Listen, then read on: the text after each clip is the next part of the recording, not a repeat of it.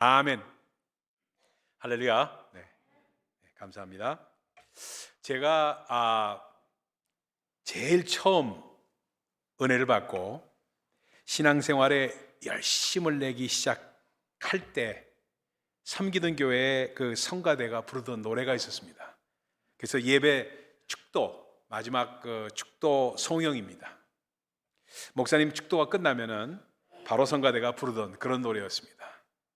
우리 교회는 이제 아멘 아멘 그거 찬양하죠. 그것도 너무너무 좋죠. 근데 그때 불렀던 노래가 주 너를 지키시고 그 얼굴을 내게 돌리시어 하고까지 나오면은 그 다음에 베이스들이 치고 나옵니다. 잠평강을 하면서 치고 나와요.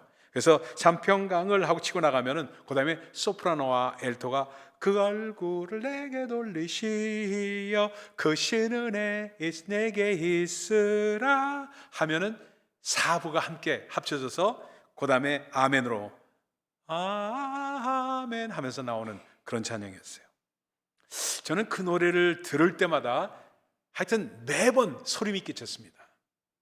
그리고 그렇게 정말 제가 이모셔널하기 때문에 그런지 몰라도 눈물이 났어요. 지금도 기억이 납니다.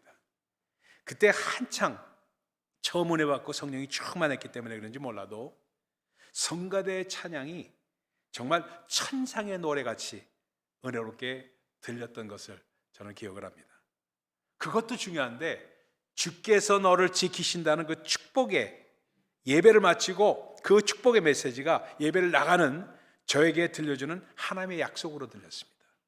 그래서 마음의 저절로 아멘이 우러나왔던 것을 지금도 기억을 합니다. 여러분, 우리 하나님은 우리를 지키시는 하나님이십니다. 믿으시면 아멘 하십시다. 다시 한번 아멘. 네, 우리가 이 땅에 살면서 순례의 길을 바르게 걸어갈 수 있도록 도와주는 말씀이 시편 말씀입니다. 시편에 나오는 고백과 찬양의 말씀이 우리가 바른 길로 갈 수 있도록 우리를 도와줍니다.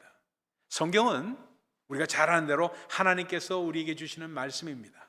그런데 그 중에 시편은 우리 인간들이 하나님께 올려드리는 말씀으로 구성되어 있는 것이 시편입니다. 특히 시편 120편부터 134편까지는 성전에 올라가는 노래라고 15편이 기록되어 있습니다. 이 15편의 노래는 이스라엘의 순례자들이 성대한 예배 축제가 열리는 예루살렘으로 가는 여정에 순서대로 불렀던 그런 노래들을 기록하고 있습니다. 지리적으로 예루살렘은 성지순례 하신 분들은 아시지만 조금 높은 지대에 있습니다. 그러니까 성전산이라고도 표현합니다. 그곳을 방문하는 사람들은 언제나 산을 등산하는 기분으로 올라가야만 했습니다.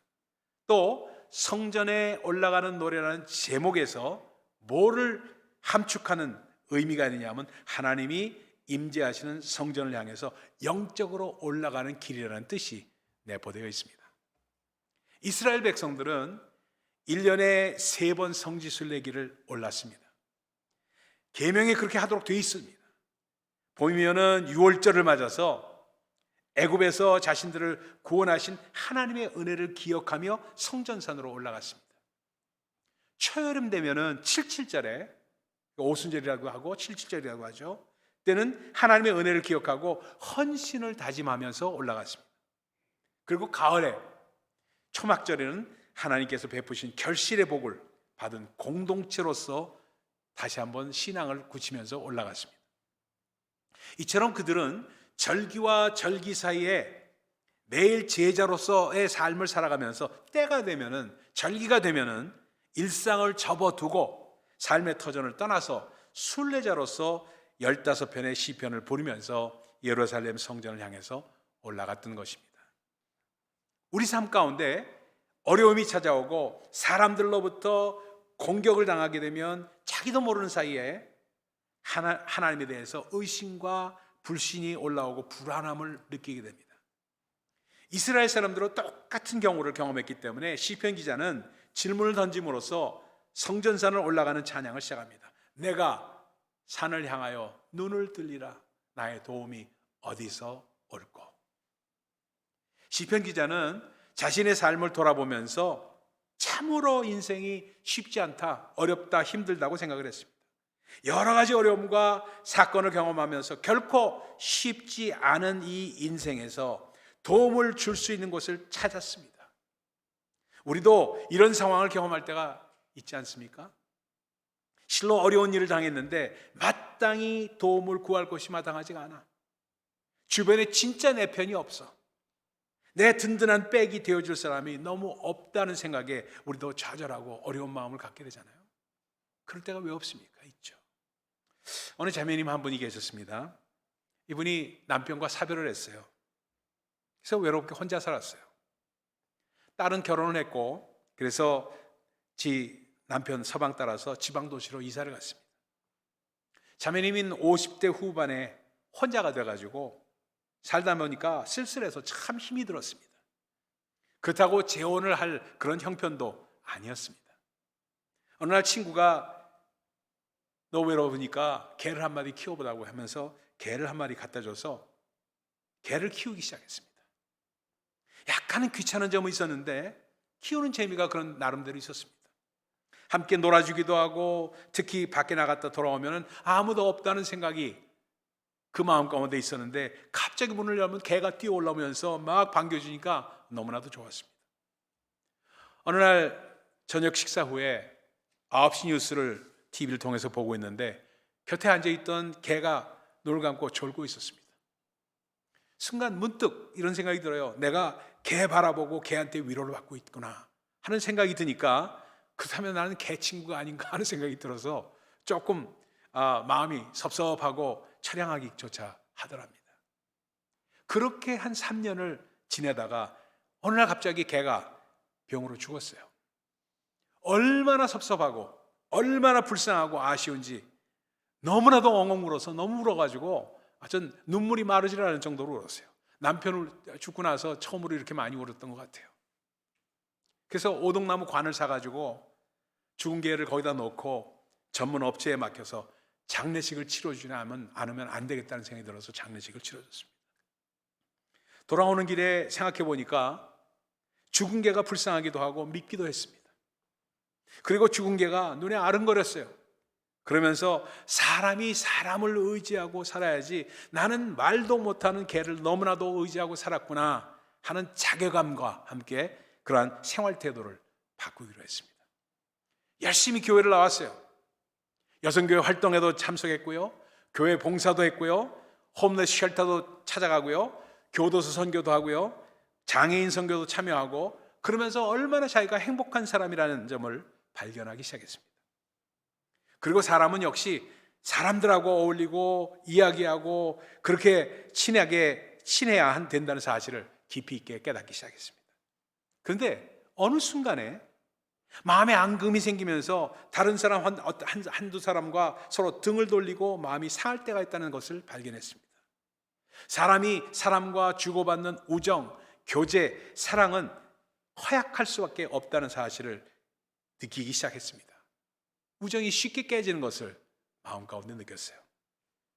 그러나 어느 날 섭섭한 마음을 갖고 있는데 교회에서 주관하는 성경 필사 프로그램이 있었습니다. 그래서 성경 필사 프로그램에 이 자매가 참여를 했습니다. 성경을 필사하면서 마음에 다가온 말씀이 바로 시편 121편이었습니다. 내가 산을 향하여 눈을 들리라. 나의 도움이 어디서 올꼬? 자기와 똑같은 마음을 시편 기자가 느꼈었구나 하고 공감이 되기 시작하니까 그 시편 말씀에 빨려 들어가기 시작했습니다. 시편 120편을 6절까지 다 외우기 시작했어요. 천지를 지으신 여호와 하나님을 향해서 손을 들고 다가가면서 그 다음에 했던 것이 바로 주님과 도움을 청하고 교제하겠다고 생각하면서 노래를 불렀습니다.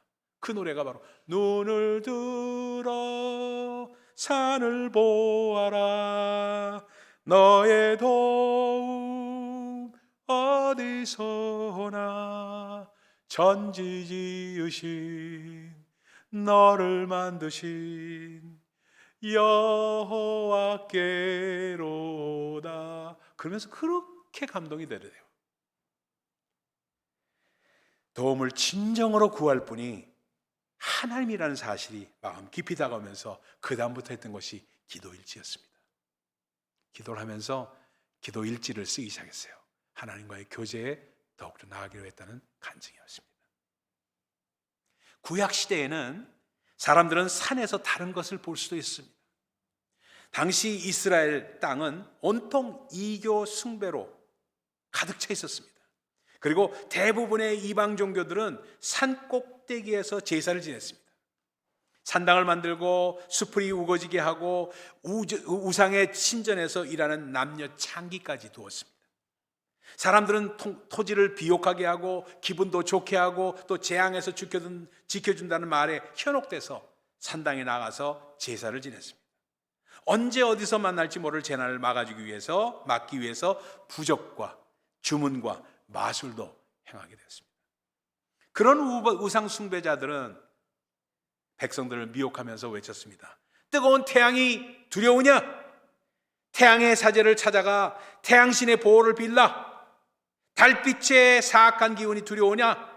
달을 섬기는 여사제에 가서 부적을 사라. 길 위에 돌을 잘못 밟아서 넘어지게 되는 귀신이 붙었는지 두려우냐? 산당에 가서 재난을 피할 수 있는 마법을 배워라. 그런 말을 들은 백성들은 고민에 빠지기 시작했습니다. 나의 도움이 도대체 어디서 오는 거냐? 바알신이냐? 아세라 여신이냐? 태양신의 사제냐? 아니면 달의 여사제냐? 하면서 혼돈에 빠지기 시작했습니다. 당시 사람들이 그러한 고민을 가졌던 것처럼 우리 또 역시 똑같습니다. 시련과 고난을 만나면은 그때 주변을 돌아보면서 도와달라고 외칩니다. 우리 눈을 들어서 산을 봅니다. 그러면 한꺼번에 수많은 손길이 도와주겠다고 다가오는 것을 볼 때도 있습니다. 근데 진짜 도움이 되는 것처럼 보이는 것들이 많이 있지만 나의 도움이 어디서 올고 산에서 옵니까? 아닙니다. 나의 도움은 천지를 지으신 여호와께서 옵니다. 먼 산을 바라보면서 도움을 구하게 되면 결국 실망으로 끝날 수밖에 없습니다. 산은 장엄하고 고요함과 견고함과 든든함에도 불구하고 다만 산일 뿐입니다. 그래서 어느 스님이 그런 말했죠. 산은 산이고 물은 물이다. 뭐 이런 말 그랬죠. 그렇습니다. 갑자기 닥칠지 모르는 재난을 막아준다는 약속, 우상을 숭배하는 제사장과 여세 사제들의 유혹, 그 모든 것들은 거짓말일 뿐이에요. 옛날에 섬기던 교회에 어느 집사님이 계셨는데 이 양반은 비즈니스 하게 되면은 항상 교회도 열심히 하시는 분인데 점치러 갔어요. 그래서 퀸즈 어디에 있는데 거기 가서 뭐 이렇게 사당이 있는데 거기 가서 점치러 가고 뭐 그러더라고요. 그래서 제가 깜짝 놀랐어요. 당신 그러다가 잘못되면 큰일 난다고. 그래서 비즈니스 하면서 목사한테 오히려 와서 기도받고 안수받고 하지 절대로 그렇게 하지 말라고 해서 야단을 친 적이 있습니다. 여러분 그렇습니다. 정말 이 다 거짓일 뿐이에요. 그러므로 그러한 것들에 대한 시편 120편은 아니라고 거부를 하고 있습니다. 별과 꽃을 숭배하는 자연신화 신앙, 눈앞의 산에서 찾는 것들을 최대한 이용하는 종교를 거부합니다. 대신 하늘과 땅을 지으신 하나님을 바라보라고 말씀합니다. 우리의 도움은 피조물이 아니라 창조주에게서 오십니다. 아멘입니까? 그러면 이 서론을 우리가 잘 알고 그러면 우리를 진짜 정말 도우시고 지키시는 하나님은 어떤 분이신가? 오늘 시편 기자는 그걸 말씀합니다. 그래서 어떤 분이시기에 우리를 확실하게 지키실 수 있는가? 이 질문에 대해서 성전에 오르는 시편 기자는 다시 한번 우리에게 그분이 어떤 분이신가를 일깨우고 두 가지로 일깨우고 있습니다. 첫 번째는 하나님은 졸지도 주무시도 않는 분이십니다. 졸지도 주무시지도 않는 분이세요. 먼저 그분은 늘 깨어 계십니다. 졸지도 주무시지도 않으십니다. 그래서 3절로 4절 말씀에 이렇게 말합니다. 3절로 4절 같이 한번 읽어볼까요? 같이 읽습니다. 시작. 여호와께서 너를 실족하지 아니하게 하시며 너를 지키시는 이가 졸지 아니하시리로다. 이스라엘을 지키시는 이는 졸지도 아니하시고 주무시지도 아니하시리로다. 아멘. 졸고 자는 것은 생리현상입니다. 하나님은 생리현상을 가지고 계신 분이 아니세요. 피곤하면 졸고 때가 되면 잠이 오는 것입니다. 물론 습관적으로 좋으시는 분도 계세요. 지금도 잠깐 주무시는 분도 계세요. 그렇죠? 그런 분들은 교회는 졸립니다. 여기는 교회다. 코로나는 졸립다. 이런 3단 논법을 갖고 계세요. 설교는 졸립다. 지금은 설교 시간이다. 코로나는 졸고 있다. 난 자기 암시에 걸려 있는 그런 경우입니다. 그래서 그 시간만 되면 졸게 됩니다. 그러나 졸 때와 깰 때, 잠잘 때와 일할 때를 구별짓지 못하는 사람은 무엇에나 크게 성공을 못합니다. 파수꾼이 졸면은 전선이 무너집니다. 골키퍼가 졸면, 축구하면서 골키퍼가 볼이 안 온다고 해서 잠깐 졸게 되면 어떻게 돼요? 그 팀이 집니다. 기도의 불침번을 서야 하는 사람이 졸게 되면요, 사단의 군대가 쫓아옵니다. 하나님은 어떤 분이신가? 그분은 졸지도 주무시도 않으시는 그런 하나님이라고 특정하고 있습니다. 졸지 않으시고 우리를 지키십니다. 그래서 시편 기자는 선언합니다. 뭐라고 선언하냐면 여호와께서 너의 출입을 영원까지 지키시려다 하고 말씀합니다. 출입이라는 말이 아주 중요합니다. 즉 들어올 때와 나갈 때를 다 지켜주신다는 겁니다. 여러분 캘리포니아 가면은 인앤아웃라는 햄버거 가게가 있죠. 햄버거 프랜차이즈 있습니다. 유타에도 있더라고요. 그리고 서부 쪽 가면 주로 많습니다. 인앤아웃가 있어요. 근데 저는 그 햄버거를 먹어보니까 인앤아웃 햄버거가 맥도날드보다 더 맛있고, 그리고 또 이 쉐이크앤쉐이크보다 더 맛있더라고요. 인앤아웃가 그렇게 맛있어요. 그래서 그 인앤아웃가 왜 출입이라는 그 뜻을 그렇게 정기부여 뭐냐면은 그 비즈니스 프랜차이즈를 시작할 때 그 사람들은 대단한 크리스천들입니다.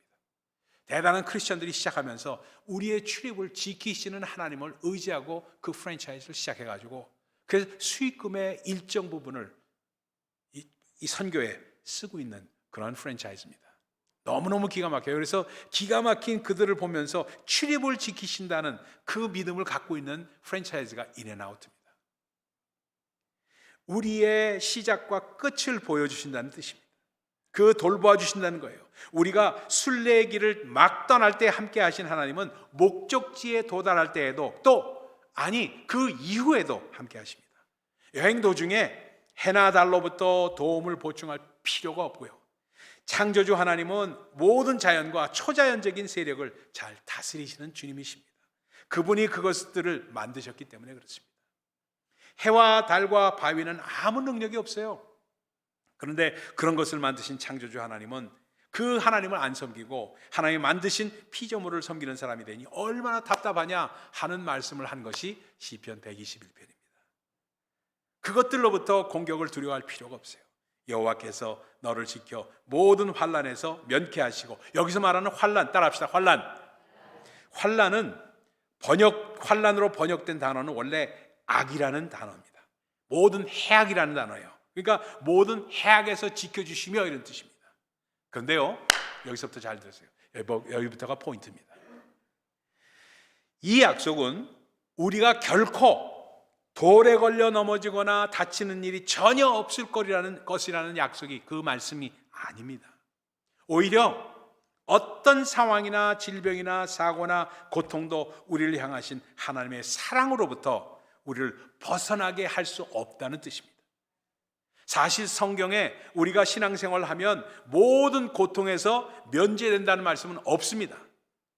성경이 오히려 약속해 주는 것은 어려움 속에서도 우리를 모든 악의 영향으로부터 우리를 보호해 준다는 약속입니다. 이걸 확실히 깨달아야 돼요.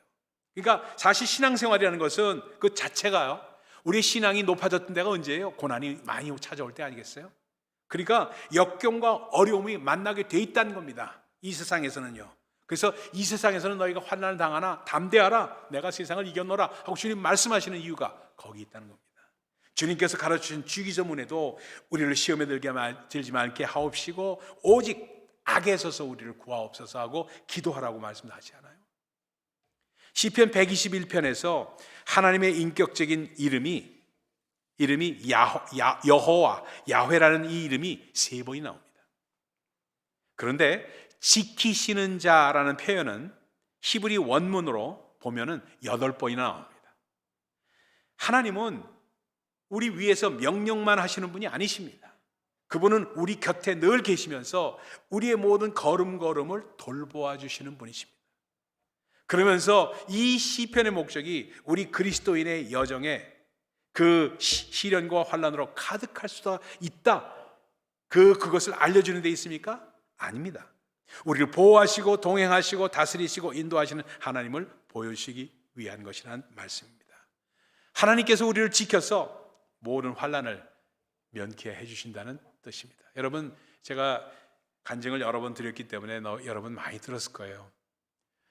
정말 어찌 보면은 막 죽고 싶은 마음이 있는 그런 사람인 경우에 특별히 하나님께서는 당신의 뜻을 담은 전도자를 보내셔가지고 그 전도자와 대화함으로 말미암아 하나님이 그들과 동행하고 있다는 것을 깨닫게 하시는 역사가 있습니다.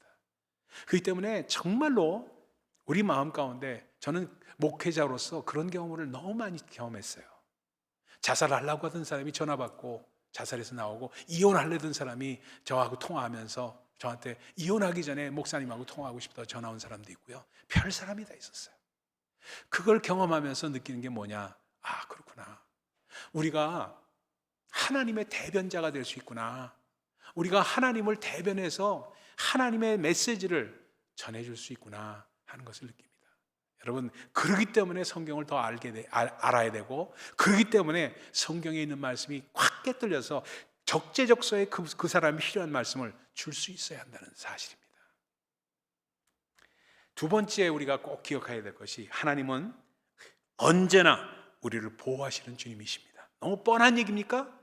다시 들어야 돼요. 뻔한 얘기를. 5절로 7절까지 이렇게 말씀합니다. 같이 읽어봅니다. 시작. 여호와는 너를 지키시는 자이시니라. 여호와께서 내 오른쪽에서 내 그늘이 되시나니 낮의 해가 너를 상하게 하지 아니하며 밤의 달도 너를 해치지 아니하리로다. 여호와께서 너를 지켜 모든 환난을 면하게 하시며 또 내 영혼을 지키시리로다. 7절까지 말입니다. 당시에 이스라엘 백성들 식으로 표현한다면은 그들을 실족시켜서 넘어지게 하는 돌에 붙은 귀신이나 태양신이나 그들의 그 사나운 공격이나 달의 신의 해로운 영향이나 그 어떤 것도 하나님의 부르심과 목적에서 우리를 떨어뜨릴 수 없다는 표현을 하고 있는 것입니다. 이 비밀을 깨달은 사도 바울, 시편 121편을 깊게 묵상했던 사도 바울이 로마서에서 그 어떤 것도 Who can be against us? 그 어떤 것도 하나님의 사랑 안에서 우리를 끊을 자가 없다고 로마서 8장에 말씀하고 있는 이유가 거기에 있습니다. 병에 걸리거나 불안한 상황이 벌어지거나 사고가 나거나 다른 사람과 인간관계에 갈등이 올 때 우리가 저지를 수 있는 가장 결정적인 실수가 있습니다. 내가 불순종하고 실수하고 죄를 지으니까 하나님이 나를 돌보시는데 짜증이 나고 화가 나서 좀 더 말을 잘 듣는 그리스도인에게 관심을 돌리셨거나 이랬다 저랬다 하는 나의 변덕이 역겨워서 하나님이 역겨워서 알아서 하라고 두시고 떠나셨다고 생각을 할 수가 있습니다. 몇 년 전에 나왔던 영화가 있어요. 브루스 올마이티라는 영화, 여러분들 많이 보신 분도 계실 겁니다. 브루스라는 사람이 하나님과 같은 능력을 받아서 전 세계 사람들의 문제를 다 해결해 주려고 노력했다는 그런 내용의 영화입니다. 전화통이 불이 나갈 정도로 많이 오고요, 모든 사람들의 문제를 처리하려다 보니까 헉헉대면서 힘들어합니다. 바로 그런 식으로 하나님을 생각하는 사람들이 있다는 거예요. 하나님이 온 세상의 일을 다 처리하시고 치리하시고 그 모든 사람을 다 돌보시려니까 얼마나 힘드시겠는가. 나 하나라도 기도를 안 해드려야 하나님이 좀 덜 힘드시지, 나 한 사람이라도 덜 귀찮게 해드려야지 하는 식으로 생각을 하는 분들이 계세요. 농담으로라도 그런 얘기를 하시는 분들을 저 주변에서 많이 봤습니다. 완전 오해입니다, 여러분. 이런 것이 가장 우리가 범하는 실수라는 겁니다. 시편 120편은 그것이 아니라는 것을 우리에게 알려주고 있어요. 우리가 순종하면은 하나님이 더 사랑하시며 불순종하면 덜 사랑하시는 그런 것이 아니라는 것을 알려주고 있어요. 하나님은 언제나 우리를 사랑하시고 우리를 돌보아 주십니다. 그런데 신앙생활을 하면서 우리가 빠지기 쉬운 위험이 있습니다. 두 개의 종교를 가지고 살아간다는 것입니다. 이렇게 주일 예배를 드리고 기도를 할 때는 하나님을 중심으로 하는 것 같은데, 이 문 밖을 나가서 집으로 가게 되면 삶의 현장에서 그 가정으로 돌아가면 하나님의 말씀이 아니라 자기가 알아서 하는 경우가 너무나도 많아요. 그러니까 신약 성경에 보면 복음서가 4개 있죠. 마태, 마가, 누가, 요한, 이게 4개 있는데 거기다 하나를 더 추가해서 살아가고 있습니다. 바로 내가 복음입니다. 내가 복음이에요. 내가 알아서 하는 거예요. 그러니까 복음서가 있고 하나님의 말씀이 있는데 교회에서는 잘 듣고 아멘 아멘 하는데 나가면은 내가 복음으로 살아가는 거예요. 그게 2개의 종교입니다. 물론 우리는 하나님이 온 우주를 창조하시고 구원을 이루셨다는 걸 인정하고 있습니다. 하지만 과연 그 위대하신 하나님이 내 일상생활의 사소한 일까지 돌보시는지에 대해서 확신이 없다는 거예요. 그래서 엄청난 일을 놓고는 기도하지만 작은 일이나 사소한 일은 기도하지 않고 그냥 내가 알아서 합니다. 왜? 내가 미안해서. 요까지 거 뭐 하나님께 말씀드릴 필요가 있나, 그런 생각을 해요. 하지만 시편 121편은 큰 문제를 이겨내는 바로 그 믿음에 사소한 경우에도 똑같이 적용된다고 말씀하고 있습니다. 온 우주 만물을 말씀으로 창조하신 창세기의 하나님께서 우리의 아버지가 되어주셔서 우리의 모든 삶의 영역에 조그마한 일까지 다 인도하시고 돌봐주신다고 말씀합니다. 자, 말씀 정리하십시다. 그리스도인의 삶은 하나님과 함께 어디 은밀한 곳으로 도피하는 것이 아닙니다. 그리스도인의 삶은 하나님을 향해서 나아가는 것입니다. 그래서 진리의 성령께서 오시면 우리를 모든 진리 가운데로 인도하신다고 말씀하시는 이유가 하나님으로 향하게 하는 겁니다. 겉으로는 세상 사람들과 똑같이 보입니다. 하나님께로 가는 길에 우리는 세상 사람들이 걸어가는 길을 똑같이 함께 밟습니다. 우리만 무슨 특별한 청정기에서 나오는 공기를 마시는 게 아니라 세상 사람들과 똑같은 공기를 마시고요, 그리고 그들이 마시는 똑같은 물을 마십니다. 같은 상점에 가서 쇼핑하고요, 같은 뉴스를 듣고요, 같은 정부 아래서 사는 시민의 삶을 삽니다. 자동차에 가스를 집어넣고 음식을 사고 어려움이 생기면 두려움을 느끼는 것도 같고 똑같이 스트레스를 느끼며 같은 고민을 겪습니다. 그런데 죽은 후 묻히는 땅도 똑같아요. 하지만 세상 사람들과 하나님 믿는 사람이 우리가 다른 점이 있습니다. 그것은 걸어다니고 숨을 쉴 때마다 우리는 하나님의 보호 아래 있고 그분과 동행하고 있으며 그분의 다스림을 받고 있다는 사실입니다. 그래서 우리가 어떤 의심에 시달리고 어떤 사고를 당하고 어떤 병에 걸리고 어떤 일이 일어나더라도 하나님이 모든 악에서 우리를 보호하시며 우리를 지켜주신다고 믿을 수 있는 것입니다. 여러분, 우리 삶 가운데 어떤 상황이 벌어져도 이러한 하나님을 붙드시기를 여러분 정말 주의 이름으로 축원합니다. 이 세상의 모든 것은 기간이 있습니다.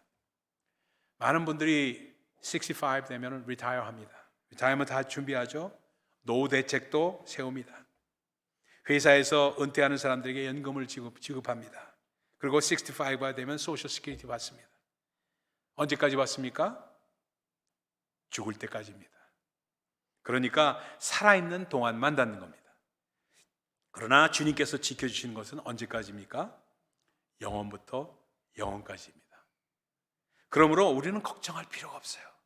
영원이라는 것은 상상도 할 수 없이 긴 시간입니다.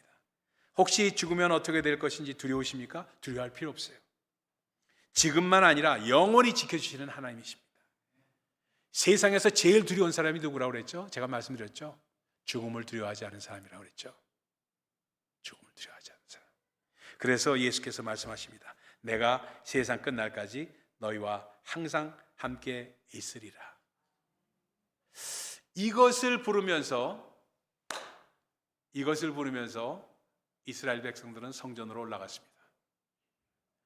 시편 121편을 조금 지루하지만 다는 뻔한 얘기지만 여러분들에게 드린 이유는 시편 120편, 123편의 초석이 되기 때문에 이 말씀을 드린 겁니다.